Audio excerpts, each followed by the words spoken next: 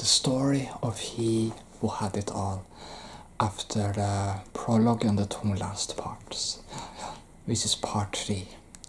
And now we're starting to approach the end of the story after some time now. Let's just do a short recap, shall we? So, the story follows the man of Peter, who had lost his grandmother 40 years ago. But now, in springtime, 40 years later, Peter had become wealthy, successful. He had a wife named Julia, and he had a great life. He was the CEO of his own company in the city, but he had made his promise to his grandmother as a child to always be kind and selfless and help others. He hadn't fulfilled his promise, and was the ghost of his grandmother returned in a park 40 years later.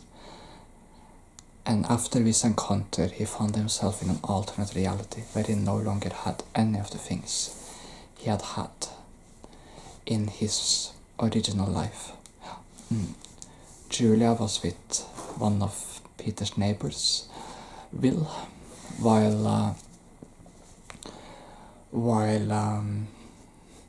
his company was now owned by his deputy Jack, and no one really remembered Peter's involvement with the company anymore. While Max, the son of his wealthy friend Arthur, was in this alternate reality, now poor. Everything had been turned upside down, and now Peter was desperate to correct it, and hoped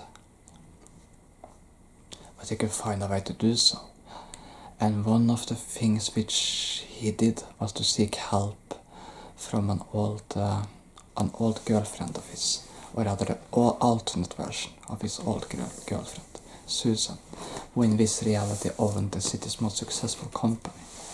In the old reality, Susan hadn't been that successful, but in this one, she was super successful. Of course, Peter had chosen her. In the original reality, Peter had chosen her away long ago. He had chosen Julia and a life of wealth. But the love he felt for Susan had always remained. And now he returned to ask this alternate version of Susan for help, hoping that she would remember him.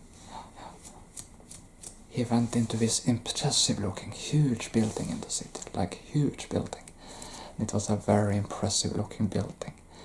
It was glass ceilings, glass windows, and it was large, and actually very beautiful. The lobby and the rooms inside were beautiful, elegant sculptures and elegant walls and shiny elevators. He had to, of course, go through a receptionist to ask if he could see Susan. The receptionist looked at him with skepticism. "I'm not sure she has time for you. Is this important?" she asked. Peter told her he was an old friend of hers. The receptionist called Susan, and Susan allowed him to go up into the top and into her office. "Peter, how nice to see you," she said. But Peter could notice there was a slight coldness in her tone. "I'm very busy," Susan said as he leaned over the table. She sat behind. As she looked at him from behind the table. And then, "I'm very busy," she said. "So this better be important. Please, have a seat," she said, and Peter took the seat opposite of her, of the office table. And when Peter told her, he knew it wasn't wise to tell people. He came from alternate reality where he believed he was mad, but he just had to take this chance. And he just had to tell her the truth he felt, even how crazy it sounded. Susan looked at him for a long time after he had told his story. "If I believed you," Susan said. "God, I can't believe you're having this conversation," Susan just said. muttered to herself, and then she said, "If I believe you, what would I really do to help you?" "I don't know," Peter said. I think I'm here to correct my old mistakes of my old life," he said. "And one of those mistakes is you. We should have been together." Susan didn't answer for a long time. "Peter, we both moved on. It's completely okay. Hey, and it's not really now, we just weren't meant to be." Yes, we were," Peter said. "It was my mistake. I chose the wrong things in life. I should have chosen you," he said to her. "Peter, please, don't go down this path," Susan said. "Why not?" Peter said. And when Peter spotted her ring on the finger, "You're engaged, aren't you?" Peter said. "Don't make this more painful than it needs to be," Susan said. "I'm sorry," Peter said. "I guess I'll never stop paying for my mistakes," he said. And then he grabbed his jacket and was on the way out of the office. "Peter, wait," Susan said. "If what you say is true, if you want to help correct your old mistake, if all of it is true, then help me with when there is something you can help me with." "What?" Peter said. "Anything. I do anything," Peter said. "There's this rival and company run by someone called Jack," she said. "You've heard of them?" "Yeah, I've heard of them," Peter said. It's actually the company I ran in that alternate reality. Jack was my deputy," Peter said. "Well, Jack's not exactly a good guy," she said. "Maybe in this reality he isn't," Peter said. "No, Peter, I don't think he's a good guy in any reality. He is very smooth, he's very smooth talking, and he's very good at hiding his dark side," Susan said. But he's ruthless." "Okay," Peter said. "You know, it's natural for rival and companies to have some competition. But it isn't just that," Susan said. "He does deals he shouldn't. He blackmails people. And he is involved in practices which was outright illegal, but he's very good at covering his tracks," Susan said. "What do you want me to do about it, Peter said. "If it's true," Susan said. "I'm not sure I believe you, but if it's true, all you told me about that alternate reality, then maybe you know where Jack keeps his files. He ruthlessly deposed of the previous leader of the company and took control of it." "How?" Peter said. He found dirt on the previous leader and then took control," Susan said. "That's what he does, and he destroys people that goes up against him. You shouldn't trust him, not even in that other reality, if what you say is true." Susan had always been a little open-minded, so Peter wasn't surprised. She wasn't completely brushing him off, but he of course understood she was skeptic. But if it's true, maybe you know ways into the files of Jack's company that will be stealing, Peter said. "I know," Susan said, "and I'm not proud of it, but I have to expose him, or else he will destroy everything we built and worked for." "I hate to ask you this," Peter said, "but how do I know you're not the one setting me up right now? How do I know you in this reality aren't someone who is ruthless and will stop at nothing to get what you want?" Peter said. "I hate to even say this, but..." Susan nodded. "I get it. You're right. You're right to be suspicious of me. I mean, all this success, you probably asked how I achieved it, but I swear to you, it was honest work. I would never do what Jack does. I would never be able to do what Jack does, she said. Okay, Peter said. And then he told her about the backfire into the company's computers, or a backdoor into the company's computers. But he also told her it would be way too risky to hack it, but to trigger the security detectors on the computer. Peter said, it would be too easy to trace back to you and your company. I'll do it, Peter said. I can still trace you to me and my company. I mean, you are a former boyfriend, she said. Yeah, Peter said. That's true. But I'll be real careful. I know the systems, and somehow I don't think we're that different here than where I were. Okay, Susan said. But how will you get in?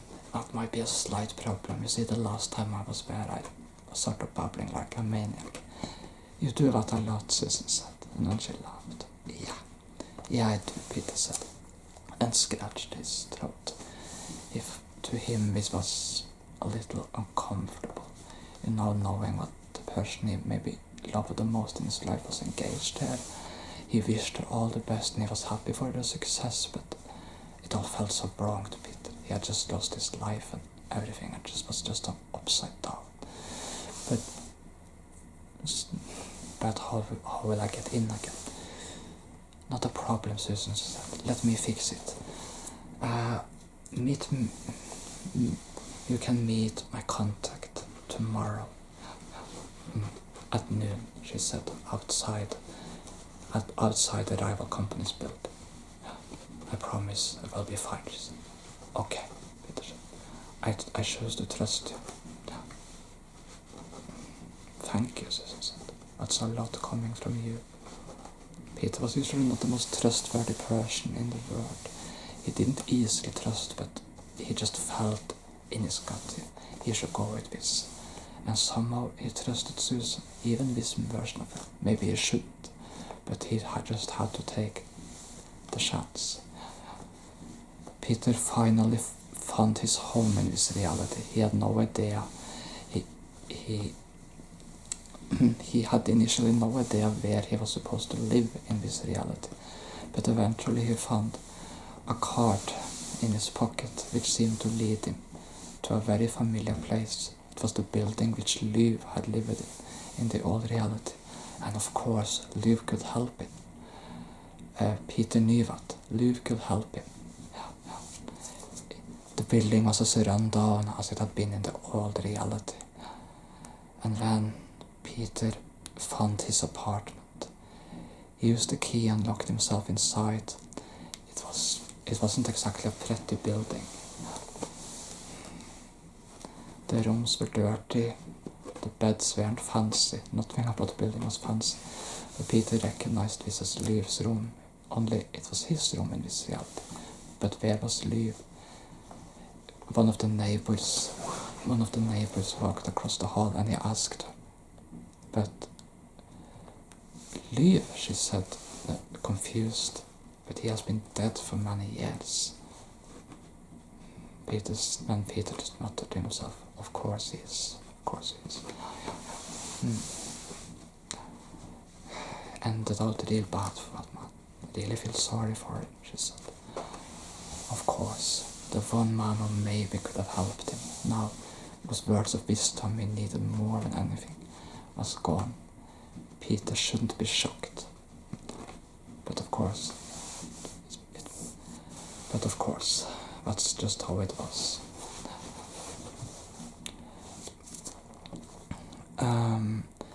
Peter decided to find some sleep on the uncomfortable bed.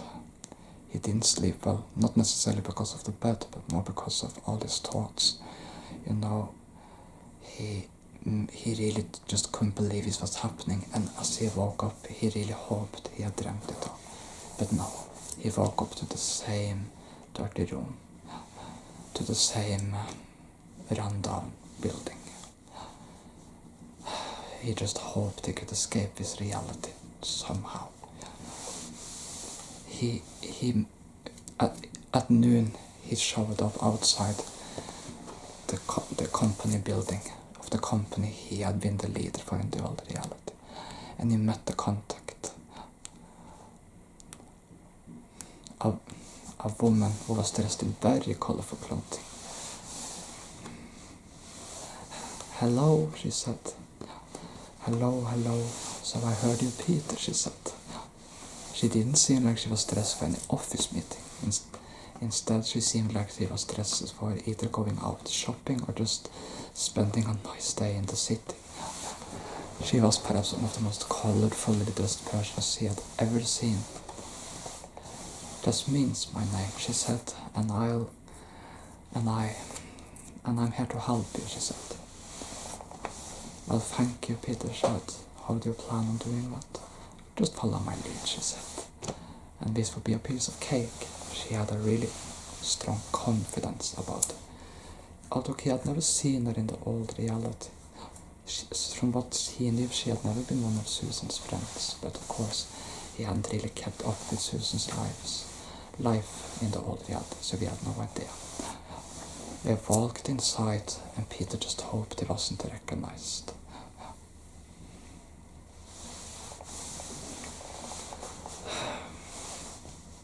But at least Jasmine's confidence helped and filled him with belief. But somehow this could go the right way, he hoped.